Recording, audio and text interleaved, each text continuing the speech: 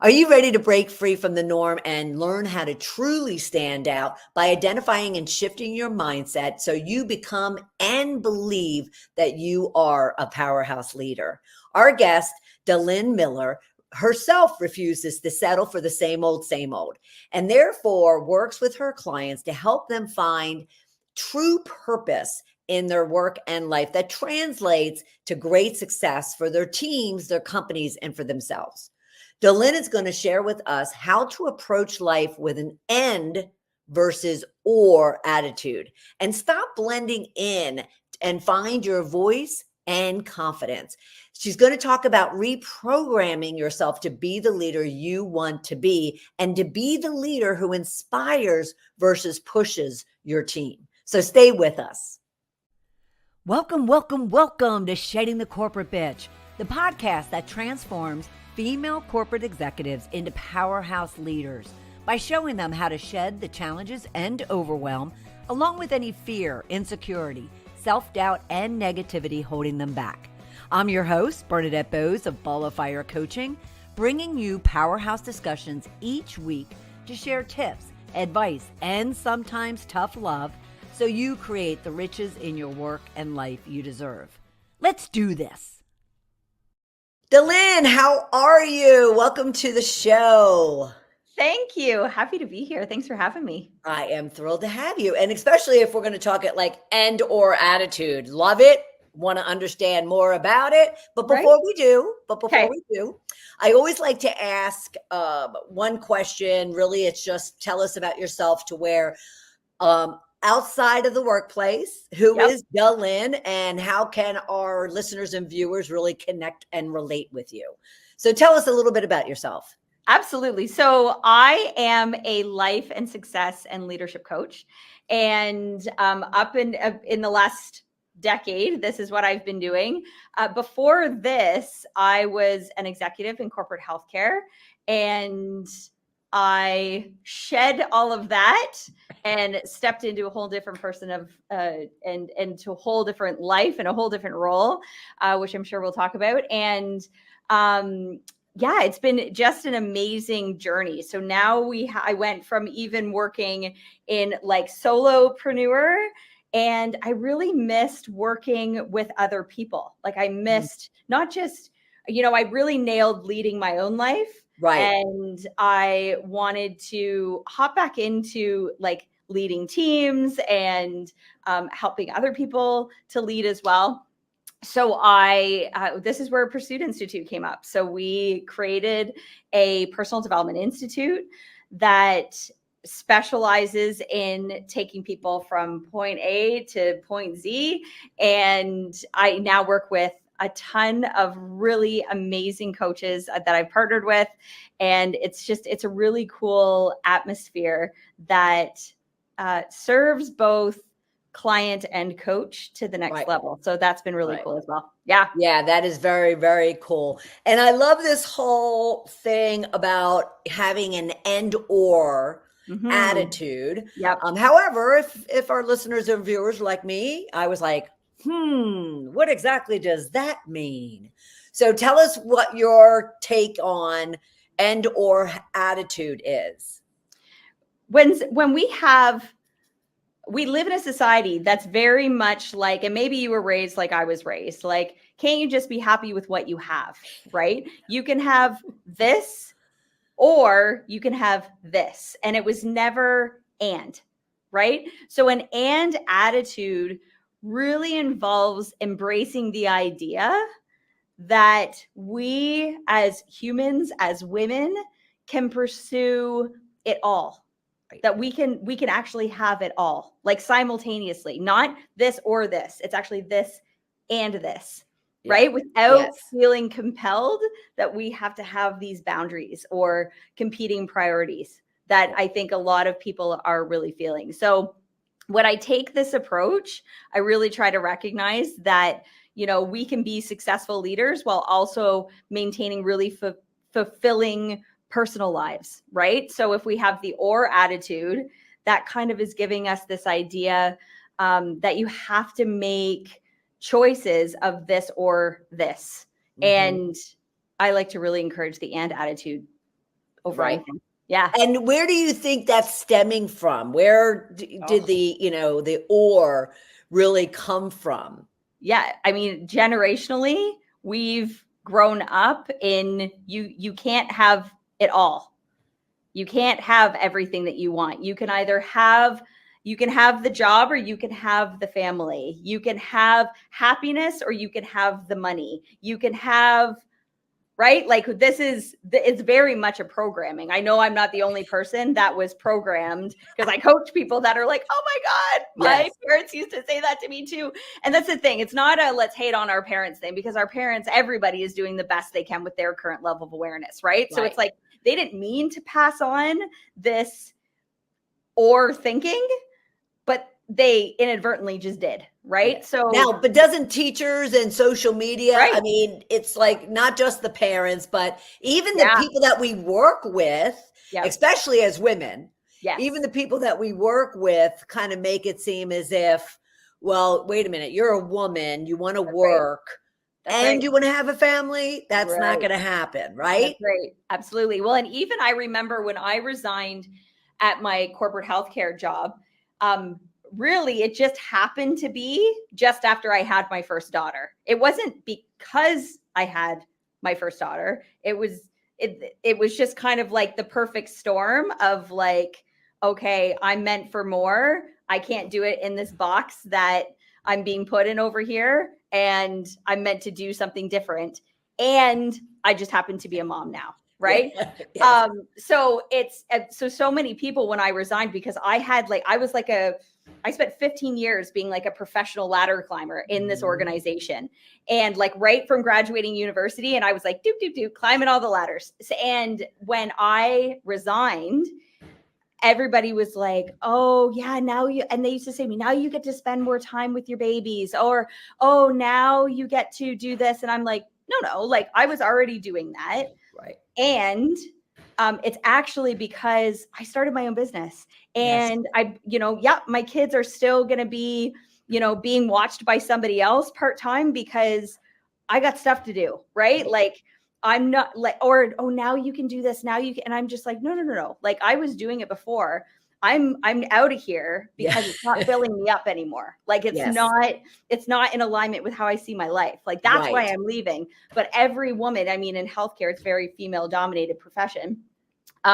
It was very much, oh, now you can do this. And it's like, it really showed me that you're doing this and you feel like you live in an or world. Like, okay, they're saying like, I'm choosing the career and you're choosing family. And I'm like, no. I'm choosing me.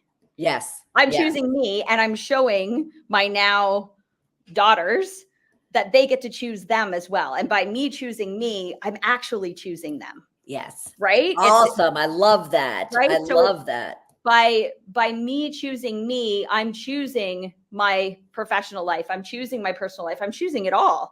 But it has to start with me first. Yes. Right. So the or mentality started with me, but the and mentality starts with me as well. Yes. And, you can back up, and wouldn't you say too, the or mentality started with everyone externally from you. Yeah. And therefore we'll talk to the audience. And then we each embed what we want to, or we decide that we want something more and we change it to an end. That's right.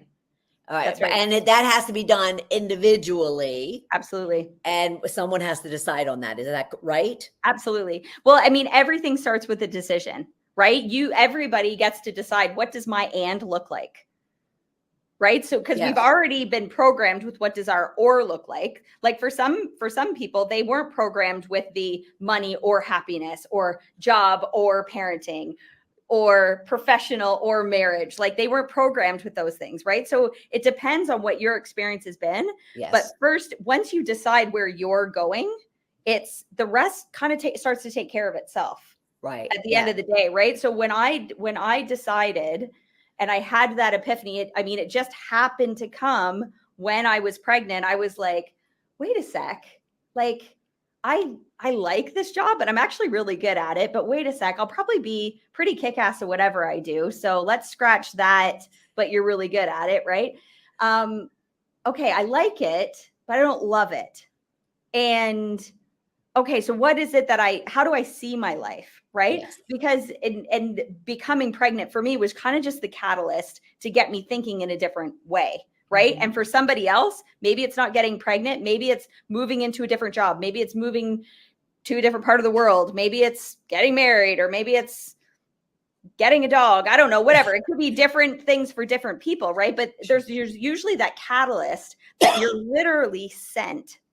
Like you were sent from the universe to go like, all right, like pitter patter, let's start thinking about how we're going to do this. Because at the end of the day, as humans, we're a spirit having a human experience, right? And all our spirit wants is growth and expansion. Like that's why else would we be in this human experience, right?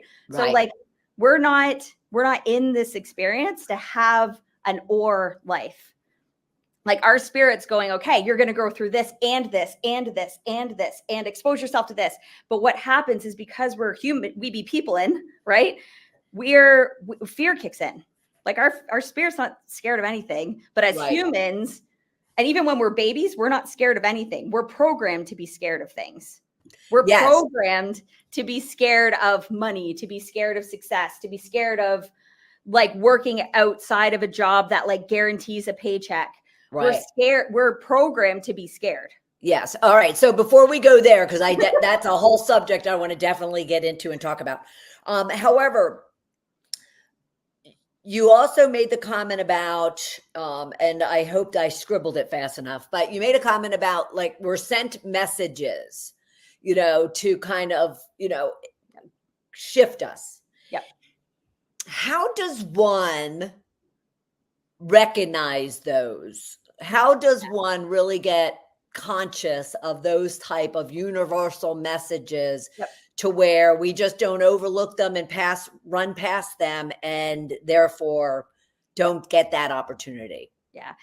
It's a feeling. So it might physically come in like a message, because there's messengers all over the place, right? When you have the initial feeling and it's like it's like a blip of a thought in your mind, right? You have this kind of initial thought, then you go, okay, is that thought for me? But then what happens is your habitual way of thinking kind of starts hijacking everything. And it's like, oh no, that's not for you. Who do you think you are? Blah, blah, blah, blah, blah. Remember your roots, all the blah, blah, blahs, right? Yes. So that kind of starts to take over. But that feeling will never go away. And I know for me and a lot of my clients that I've worked with, they're like, I literally had this feeling 10 years ago, but I ignored it because I got scared. They don't say they got scared. Once they raise their awareness and they go, oh yeah, that was me being scared.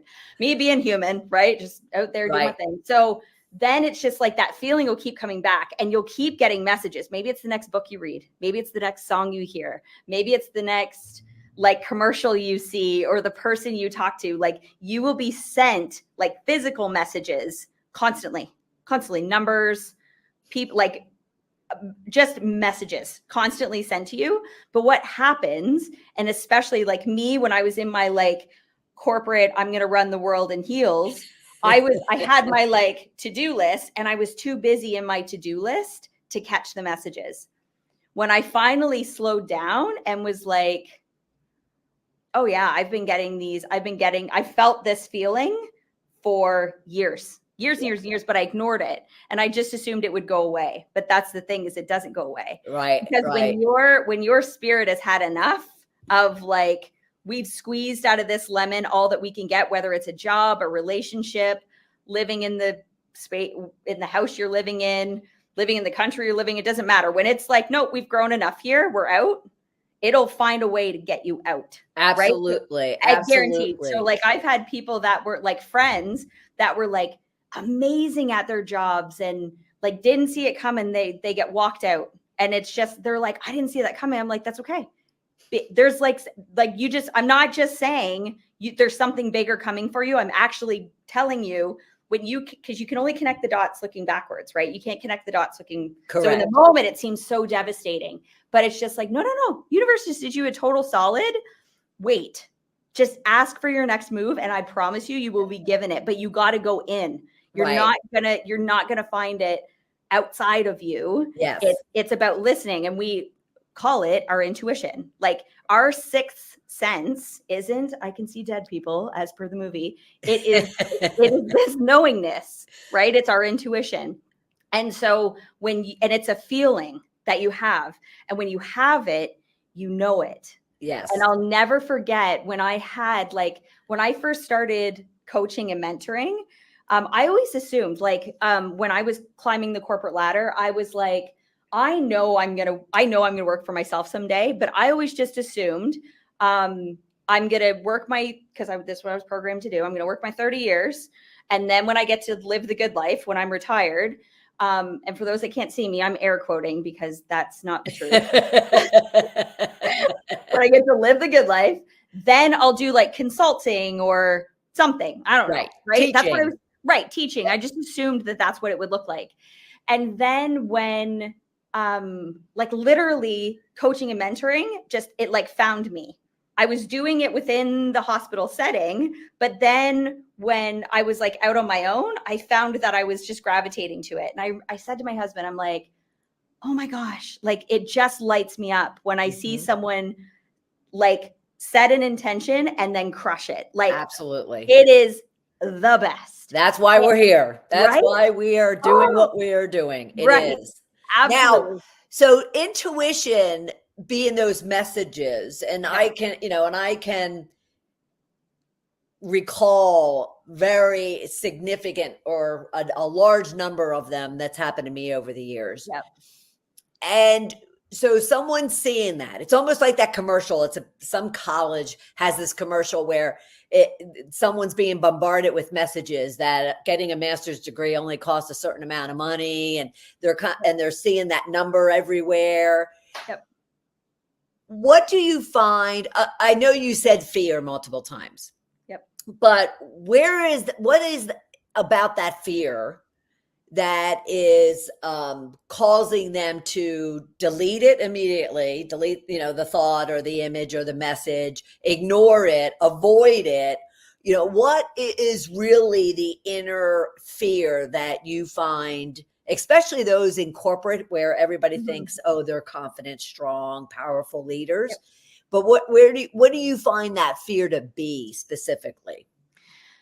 People are going to respond to fear the way they were programmed to respond to fear. So some people are literally I have parts of my family, and we probably all do, that are rug sweepers, right? We'll just pretend that didn't happen, but really it just scares us. So we're going to avoid it. Right. But why?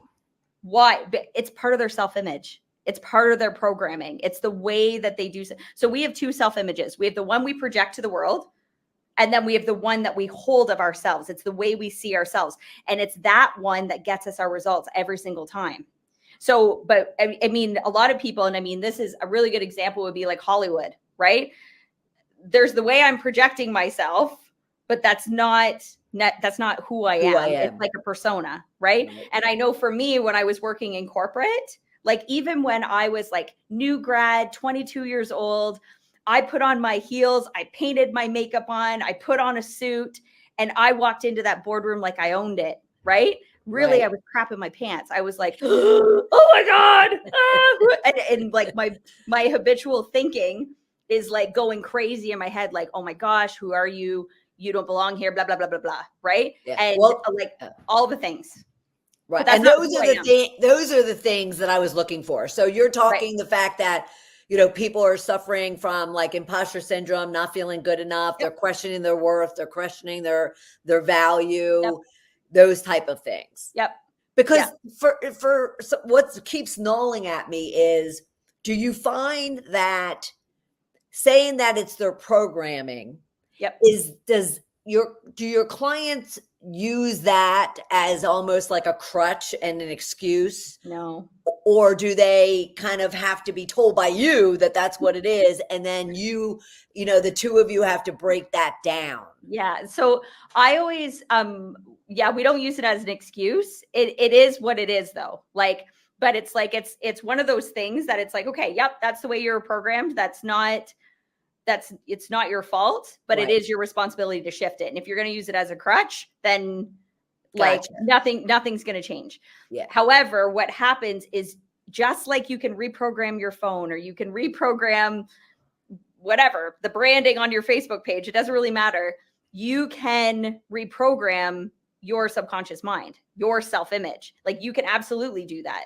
And you see like beautiful examples of this if you've ever watched like documentaries on like Elvis Presley, Michael Jordan, like any of these, Wayne Gretzky, like any of these high level performers, athletes, they will talk about how they, like Elvis Presley, he created Elvis Presley. He was, that's not who he was. Like he stepped into that self-image. Like he created him in his mind, and then he stepped into him. Yeah. Right. Yes. And he just like, that's what we have to do as individuals. Right. So when I think back, like I did it unconsciously when I was, new grad getting into corporate.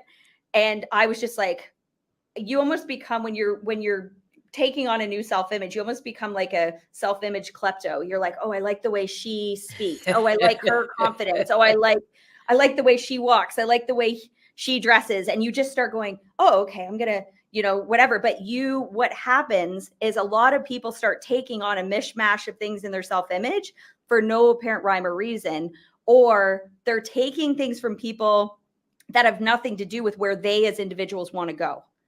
Right. So I ended up, by the time I like figured all this out, I was like, I am really like a mishmash. Like, I don't really know who I am because I've been, borrowing things all over the place. And yes, it's taken me to here. But then I had the thought of like, what if I did this intentionally? Like, what if I intentionally went through all the areas of my life and said, I want this and this and this and this and I this. did that. Right. And then you like intentionally block out all of these areas of your life, and then you become them, right? Because it's in the becoming. That's what your spirit wants. Well, okay. So maybe I confused myself. So are you saying that that's the good thing that someone should do, is go and they control kind of the pieces that they want for them to be? Yes. Because I did it in a negative way. I kind of looked at it and went, okay, I want to become this person that I'm not. And I'm going to take pieces from all these people and become this bitch, because that's where this whole thing came from. Yep. And then I had to, in your words, reprogram myself when I left corporate and, and started working on myself 12, 14 years ago, to kind of like rediscover who I am. And then, like you said, I never looked at it that way, but I reprogrammed by picking what it is that I really wanted to be and bringing that together. Right. Is that what you're saying? Absolutely. So either way, you made a decision. Just like when I was in corporate, I made a decision, but then I noticed I wasn't getting the results. So it always goes be, do, have. But it starts, we as humans, we're always focusing on the having. I want to have the money. I want to have the car. I want to have the job. I want to have the marriage. I want to have the house. I want to have. But we don't ever focus on, there's like 2 steps before that we got to get to. There's being, then the beingness sets up what you do, what actions you take, then that dictates what you have. So for me, even though I was going, oh, I'm going to like take on all these personality traits and all these things, intuitively, it didn't feel right. So that's your first it wasn't like oh, that's not really me. It was literally my spirit going like, that's, what are you doing, girl? Looks like a shiny object, but that's a hot mess. Put that down, right? And again, you'll feel it if you're paying attention. If you're not too busy in your checkoff list, pay attention because you'll feel it. And so then it was like, okay, like I took on all these things, but then I wasn't getting the results, right? So it's just like, if you're not getting the results, what's in your bank account, how your health looks, how your relationships look, how your all of them, because you get to have them all. If they aren't looking the way you want them to look, go right back to your beingness. Because your beingness, it's all cause and effects. It's a universal law of cause and effect, right? Being will set up your doing, and then whatever the having is the effect. So people go, I want the money. I'm like, the money is the effect. Be the person that has the money. Oh, I want the health. Health is the effect. Be the person that's healthy. Oh, I want the relationship. The relationship's the effect. Be the person who has a kick-ass relationship. Like, okay, be that person. right. So, all right. So someone decides, right? Yep. They want to be happy, fulfilled, joyful. Yep. And that's the effect. Yep. But so how do they then really truly be? Do you find that a lot of, especially, many corporate, individuals who have never kind of paid attention, do you find that they struggle actually being, and therefore what can they do to actually be? Because for many, that'll sound woo woo. That'll be like woo woo. That's a lot of like. For that, I honestly, and even what got me paying attention to it was just the word leadership. I was like, I want to be a better leader. And then all I needed to be told, your leadership has nothing to do with the letters at the end of your name, which I was in the habit of accumulating. That's how I defined myself. Me too. So it has nothing to do with that. It has nothing to do with your job title, which again, I was in the habit of accumulating. And it has nothing to do with that. It has everything to do with, can you lead you? And then someone looked at me and said, like my mentor at the time looked at me and said, would you follow you? And I had to start looking at my beingness. And I was like, holy crap, nope. I wouldn't actually follow me. I guess if I was told like, oh, this is your new manager. And a lot of people think, oh, I'm a manager. I'm a leader. It's not the same thing. Not the same thing at all. Yes. We talk a lot about that here. Yes. Yeah. Not the same thing. There's lots of people that will follow out of fear or obligation. Like, oh, you got the title of my manager, you hired me or whatever. Or I'm just scared of getting fired because my desire for being here is to get paid every 2 weeks, right? But it doesn't mean you're leading. And don't even think that you're going to start leading other people if you can't lead yourself, period. So when I talk to leaders or people that desire to be leaders about that, they go, it makes sense, right? Like if you're a hot mess, people don't need to know you're a hot mess. They go, well, they don't know that I'm a hot mess. They can feel it. Because we are all energy, and energy speaks every single time. So create an avatar for us of a hot mess. Like create an avatar of the person who is questioning whether they're a leader. Right. And they're coming up with like, you're not. Right. What does that look like for folks? It's either someone that was like me and that just climbed the ladder very quickly and is questioning how it just happened so fast that they're like, I didn't even have time to grow into the beingness of that. That was mine. Are they insecure? Are they micromanaging? They're appearing. Remember the two self images, their outward appearance. They look very confident. They're tall, they're articulate, their posture and the way they speak, and they can write a mean essay and a mean memo, and they can do all the things. But on the inside, they're literally they can't wait to get back to their office, or they're having panic attacks behind closed doors, or they're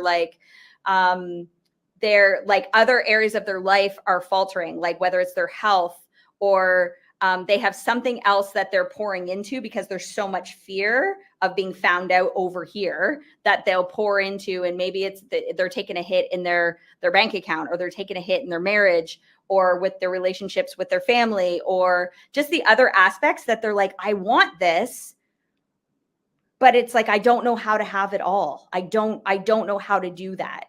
And they're just so scared of being found out of, right? How do I pull this off? I know that's what I was constantly thinking that. I'm going what if they figure out that I'm actually not a leader? I can't even lead my own life. I have nothing in my bank account, or my marriage is falling apart, or my, I have whatever, some sort of I'm pulling physically, people have things that they're hiding, right? I'm pulling my hair out, or I'm abusing substances, or I'm whatever it is, right? But they don't have to know that, because that's not what I'm projecting. That's not what I'm portraying, right? Or I'm in an abusive relationship, or it doesn't matter, right? There's something like everybody has something, but it's like, can you lead your own life? And I'll never forget one of my mentors that I had years and years ago. I'll never forget when I realized, I'm like, when I took her off the pedestal of like, oh, she's got the title and all the things that society's like, she had the marriage and the kids and all the things that society says you're successful if you have those things. When I took her off the pedestal and realized that she was a human, and really looked at what was happening within her life, and it was really chaotic. And I remember for the first time, I was like, oh, like thank you for teaching me a lot about business and a lot about, what to do and not to do in a boardroom and whatever. But the rest of your life, I literally have to reject it. Like, I want nothing to do with it. Right. Nothing. And it was, Wow. it was amazing. And I, because I knew even at 22, I was like, I want to have it all. Like I came from divorced parents, and I was like, this is the way it's going to look like for me. And right. Like, this is the way I want my relationships to look and feel. Right. I don't ever want to. And even at that age, I was like, I love to travel, and I don't ever want to be restricted of that. Yes. And here I was hanging out with people that were like, I get 3 weeks holidays a year, and I was just like, oh, and I knew, again, through the feeling that wasn't for me, but it took me 15 years. Right. It. Yeah. And again, the only reason I did that was fear. Yeah. So what would you, what is one or two tips that you would recommend to our listeners and viewers that they could be doing right now as they get, finished, listening to this program, that they could start doing to really get in touch with, having it all, yep, and really going after the end as opposed to the or attitude? Yeah. I would honestly, you have this amazing higher faculty called your imagination. And a lot of people think that imagination is just for kids. And that is the most ridiculous thing ever. What I want you to do is I want you to tap into your imagination. Like, and start using your imagination to ask yourself, like, if I could be, do, and have anything, if my life could look like anything, what do I want it to look like? Like, if I climbed a mountain and looked down on the city landscape that is my life, what do I want my health to look like? What do I want my relationships to look like? What do I want my bank account to look like? What do I want my spirituality practice? Like, maybe us talking about, out in society land that is going, ooh, universal law and intuition, that sounds woo-woo. Maybe there's something in there that you're going, I don't know, it sounds interesting. And what do I have to lose to learn about it? What does that look like for you? Right? Because even, again, in our society, we've confused religion with spirituality. Like, look at, what do you want that to look like? Right. Because you get to have all these different aspects that are amazing. I love that are that. amazing. And then what happens, and another thing I would then challenge you to do is to start asking yourself, okay, so if this is what I want, who do I need to be in order to have those things? Because it's be, do, have. And a lot of people get stuck in the, I want this car, and I live in this house, and I'm married to this person, I'm doing this, and I'm traveling here, but I don't know how it's going to happen. Okay. Don't worry about the how.